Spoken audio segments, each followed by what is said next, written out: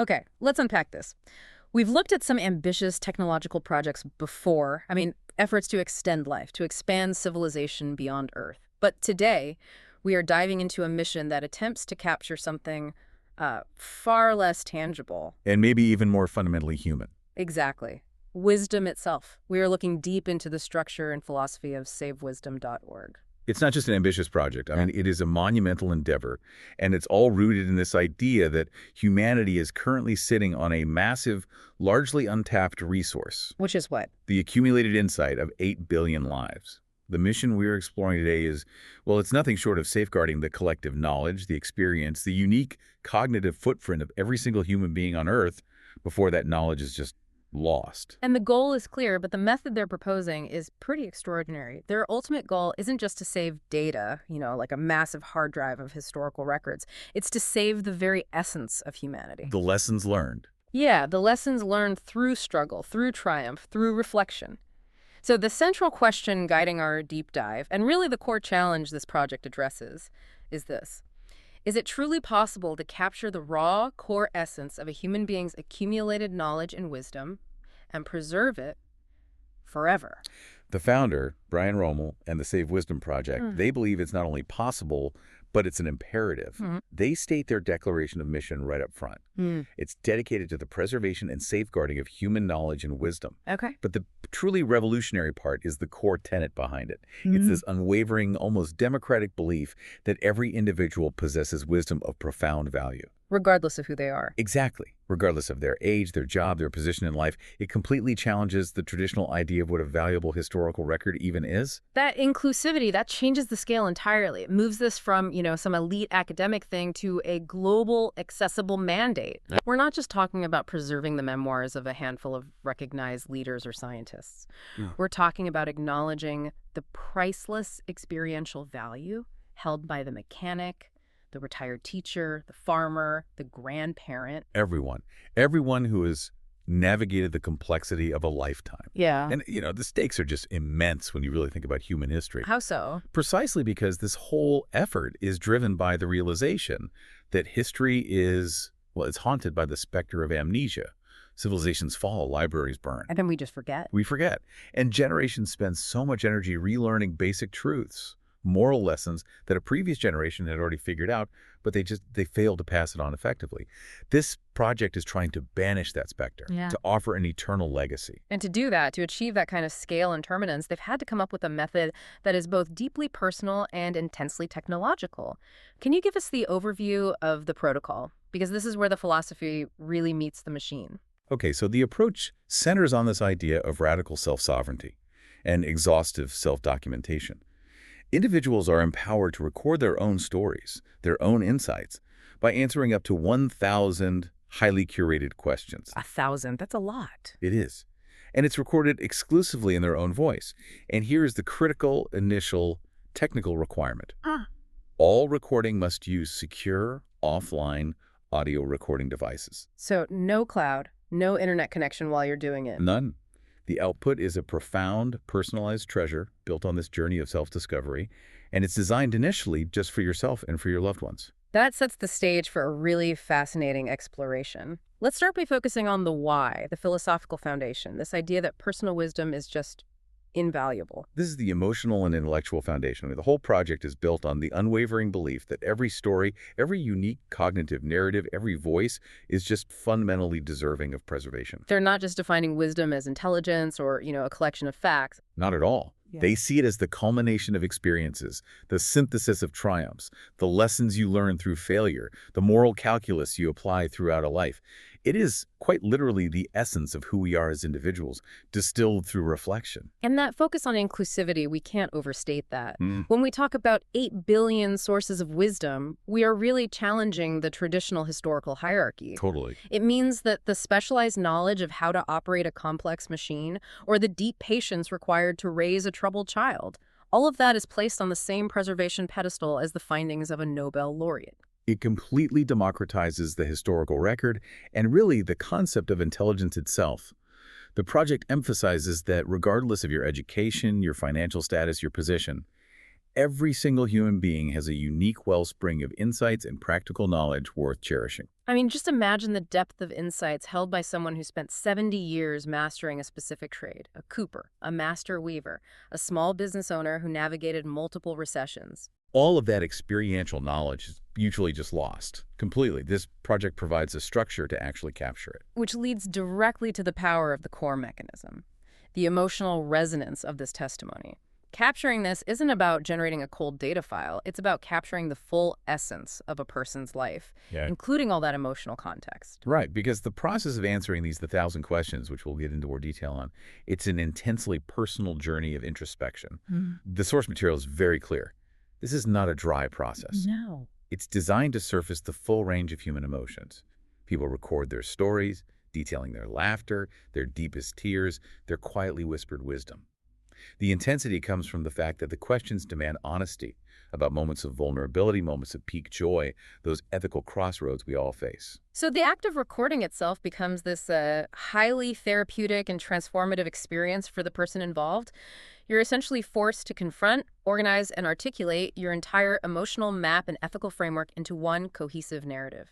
Absolutely. It is an act of deep self-reflection and sharing. The testimony that's produced is inherently authentic, spoken from the depths of their hearts, often detailing private emotional struggles or insights they might have never shared publicly before. And that authenticity is critical. It's everything. And it's why the resulting archive, even if it's only ever shared with loved ones, creates such a cherished, potent legacy.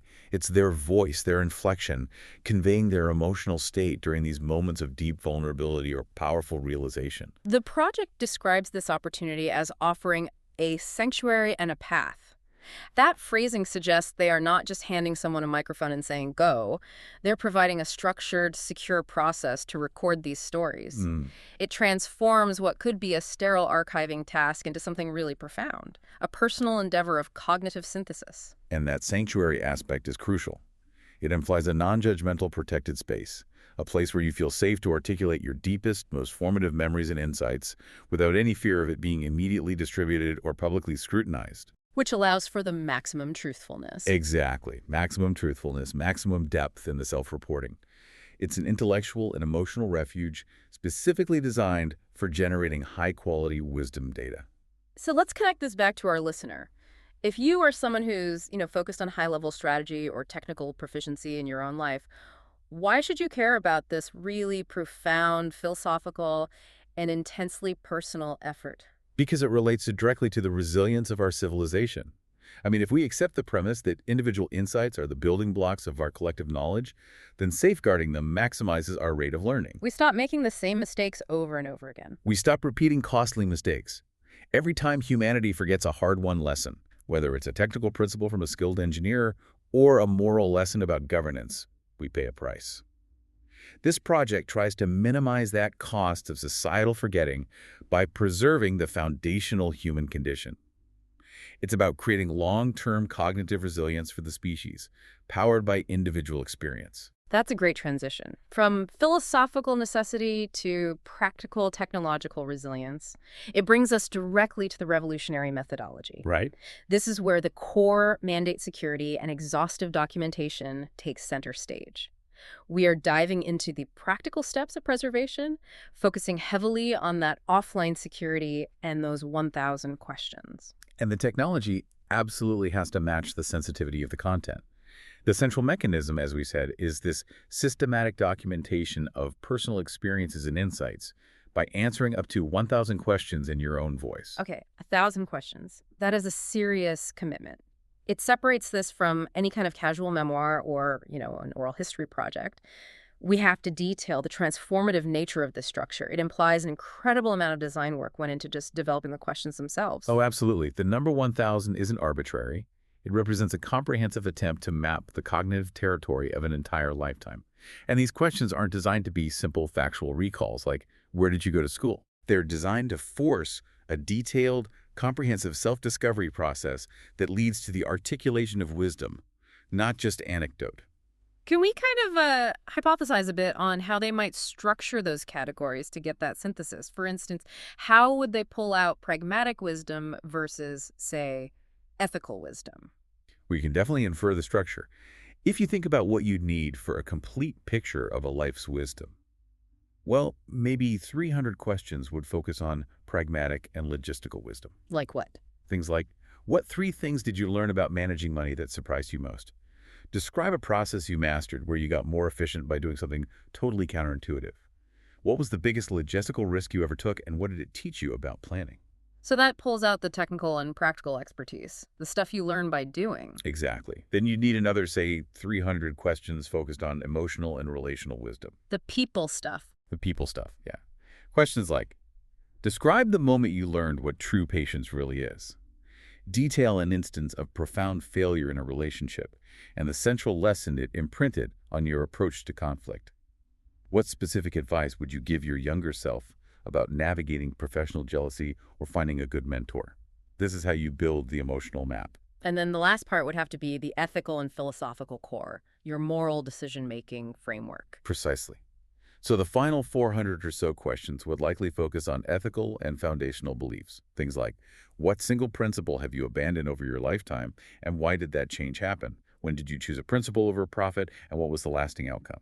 If you had to distill your entire ethical code into just 5 sentences, what would they be? Wow. By forcing the individual to articulate the why behind their moral calculus, the process becomes generative. The product is true synthesis, not just a data dump. So the value isn't just in the final archive. The value is in the profound, sustained journey of answering. The self-discovery that happens when you're forced to synthesize all your diverse experiences into a coherent, transmissible philosophy is the ultimate mental and emotional audit, a task most people never, ever undertake. It provides the scaffolding for that necessary synthesis. The resulting audio treasure is unique because the structure of the 1,000 questions itself compels the creation of high-quality wisdom content. Without that structure, you'd just get scattered stories.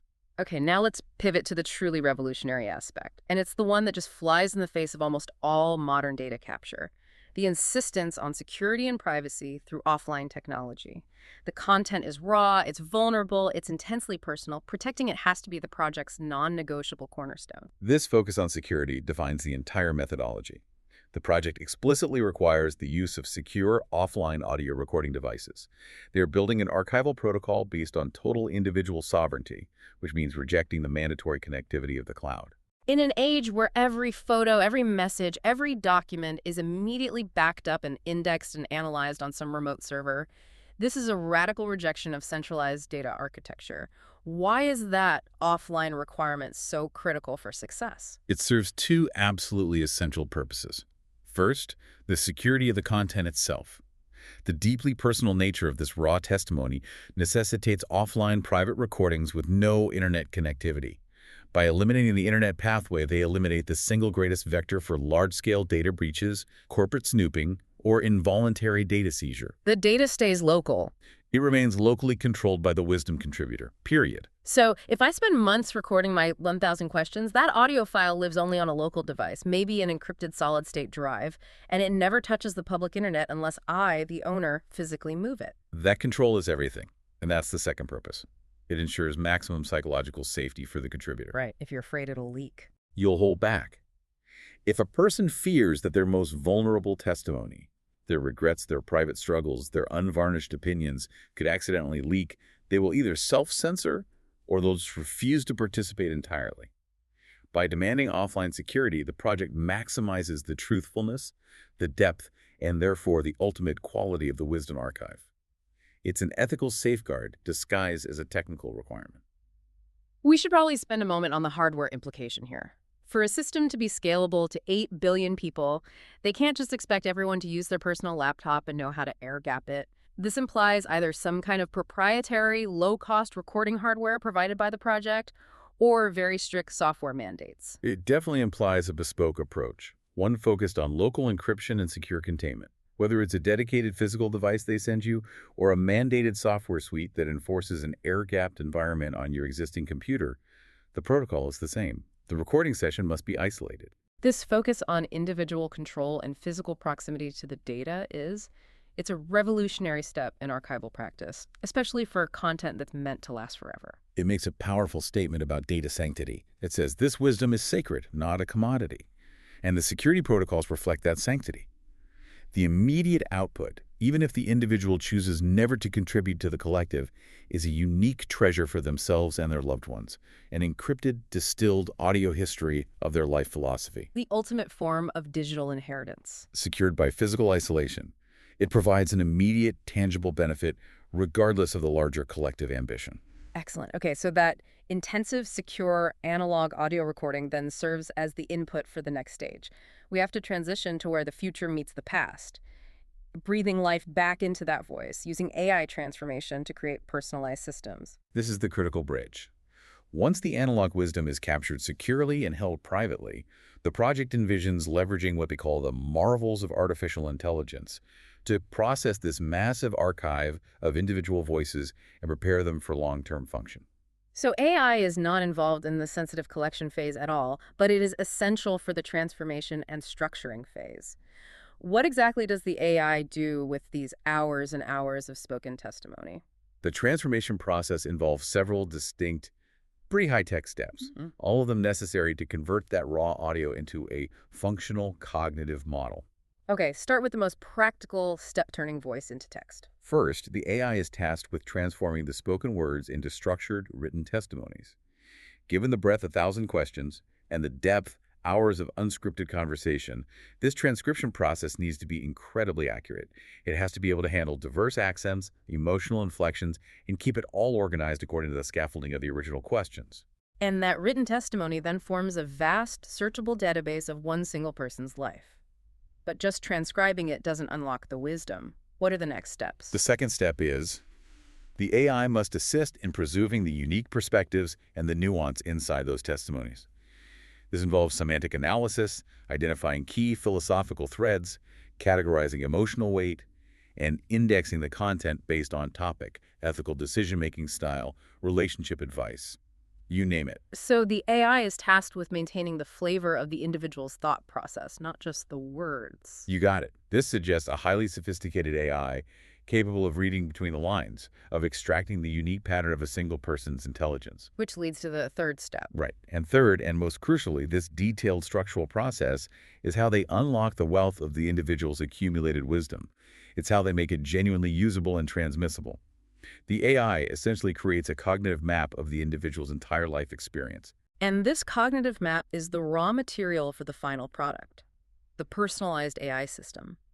How does a massive structured narrative of my life experiences become an actual intelligent system that can interact with the world? These structured, written, and indexed narratives become the building blocks for highly personalized, dedicated AI models. We're talking about an AI system trained exclusively and exhaustively on the life decisions, the ethical framework, the insights, the rhetorical style, and the lessons learned of one individual. So it operates like a dedicated large language model, but instead of being trained on, the entire public internet, it's trained only on the totality of my 1,000 questions and the resulting synthesis. Precisely. Imagine your descendants needing advice on a career change or a moral quandary. They could interact with this personalized AI system and essentially ask your cognitive echo how you would have navigated that specific problem based on the totality of your recorded wisdom, filtered through your unique ethical perspective and emotional experience. The project sees these personalized AIs as eternal beacons of inspiration. They move beyond being static data archives to becoming active, functional legacies. They amplify the individual's intelligence and, critically, their presence beyond their physical lifetime. It's a form of active cognitive immortality. It's a radical extension of legacy. You're not just remembered as a figure in a family tree. Your lived experience remains functional, searchable, and applicable in new contexts and challenges faced by future generations, always filtered through your unique, documented perspective. It is, and we should acknowledge the technical challenges here are significant, particularly around ensuring the AI accurately reflects the source's nuanced perspective and doesn't, hallucinate or introduce external biases. And we have to acknowledge a potential challenge there, too, the self-bias inherent in the training data. If the entire cognitive model is trained on my own self-reported triumphs and failures, how does the system account for my very human tendency to misremember, to rationalize, or to gloss over difficult truths? That's a profoundly important question for any system built entirely on self-reporting. And the project likely relies on the sheer volume and the cross-referencing nature of the 1,000 questions to mitigate some of that bias. How so? By asking similar questions from different angles, from the emotional, the ethical, and the practical, the system can potentially identify contradictions or inconsistencies. This could force a more honest articulation from the contributor during the initial recording, or at least it could flag areas of complexity within the resulting AI model. So the resulting AI wouldn't necessarily be an objective truth teller, but an accurate, functional representation of the contributor's subjective life philosophy, flaws, and all. And that subjectivity is, in many ways, the essential wisdom they seek to preserve. Exactly. It's a distillation of your deepest self, extending your intelligence and guiding presence beyond your physical life. It moves memory preservation into the realm of active cognitive guidance. That is truly cutting edge. Okay, we've established the individual journey, the secure recording, the emotional vulnerability, the 1,000 questions, and the creation of a personal AI. Now we have to turn to the ultimate collective goal, the grand ambition that transcends mortality and aims for a cosmic scale. Let's move to the ultimate ambition, the omega point and the noosphere. This is where the project reveals its true philosophical depth. The ultimate ambition is stated very clearly to reach the omega point, which they describe as the eventual state of collective intelligence and wisdom, a final goal for organized consciousness. Okay, before we define the omega point, because that's a big concept, we need to understand the bridge that gets us from the individual AIs to this ultimate destination, the noosphere. The project plans to create a functional noosphere, but again, and this is so critical, only with explicit sovereign permission from the individuals who have recorded their wisdom and created their personal AI. That commitment to individual consent remains. It's the ethical framework, even when they're pursuing the highest collective good. No wisdom is shared unless the contributor actively opts into the collective network. Let's define the noosphere properly. It's a concept central to this project's vision, but it's rooted in mid-20th century thought. Where did this idea come from? The noosphere was coined by the influential French philosopher, paleontologist, and Jesuit priest Pierre Teilhard de Chardin, along with the Russian geochemist Vladimir Vernadsky, way back in the 1920s and 30s. Okay. Teilhard viewed cosmic evolution in three distinct sequential phases. You have the geosphere, which is the realm of inorganic matter, rocks, and so on. Then the biosphere, the realm of biological life, and finally the noosphere. So if the biosphere is the sum total of all biological life and the web of living interactions on Earth, what exactly did Teilhard envision for the noosphere? He saw it as a conceptual layer of thought, of consciousness, of collective human intelligence that is emerging and growing around the Earth, just as the biosphere emerged from the geosphere. It represents a global network of interconnected minds, thoughts, ideas, and knowledge that acts as a unified intellectual atmosphere, distinct from the raw biological environment. And the Save Wisdom Project is aiming to build a massive digital and functional version of this theoretical concept. They're literally building a global brain from the synthesized cognitive echoes they collect. Precisely. Once established, this digital noosphere built on the pooled, personalized AI systems achieves its collective goal, fostering the exponential sharing and dissemination of knowledge and wisdom across all of humanity, bypassing all geographical and temporal barriers. So if every individual's distilled wisdom, their unique ethical framework, their life lessons, their specific technical knowledge is accessible and searchable within this collective noosphere, then our collective human understanding could accelerate exponentially. We could actually break the cycle of societal amnesia. It would fundamentally change the rate of human progress. Instead of rediscovering foundational truths every few generations, humanity gains a unified resource pool derived from billions of lived, processed experiences. The overarching vision is ensuring that human wisdom transcends time and geography, becoming an eternal, functional legacy for all future generations. This is so much more than just a library. It's an active, intelligent resource. It suggests that a small village elder's lesson about sustainable farming from 2024 could actively inform the complex policy decisions of a global climate body in the year 2250. Through their personalized active AI agent in the noosphere, Yes. it's the ultimate form of intellectual insurance and intergenerational responsibility. It allows the species to leverage all past wisdom immediately, maximizing our potential to solve future currently unimaginable crises. And the ultimate endpoint of this evolutionary intellectual process, according to Teilhard and adopted by the Save Wisdom Project, is the omega point.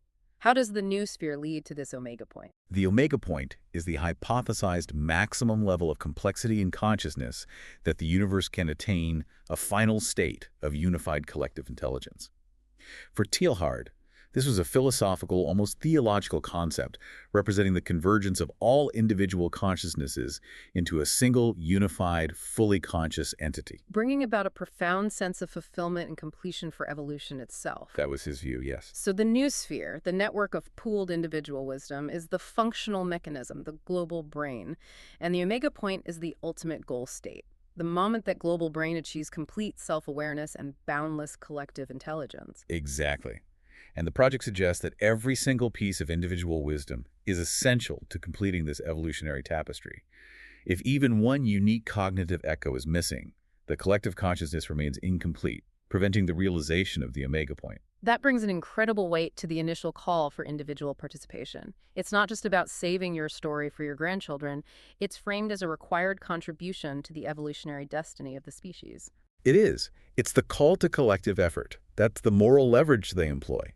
They reinforce the idea that through shared dedication to this process, humanity stands united, committed to a world where wisdom knows no bounds. This is presented as the collective effort that ensures the flame of enlightenment, fueled by individual lives, never ever fades. Every unique contribution is required to complete the puzzle. That's the idea. The scope is truly staggering. Saving billions of personalized, deeply emotional testimonies, processing them securely, and then, if permitted, synthesizing them into a unified, functional global consciousness driving us toward the ultimate state of collective being. It defines human purpose on a cosmic scale, the maximization of human potential as a species. Okay, let's move into our final structural section. Let's focus on what makes this project so fundamentally revolutionary beyond just the ultimate philosophical goal and the practicalities of participation.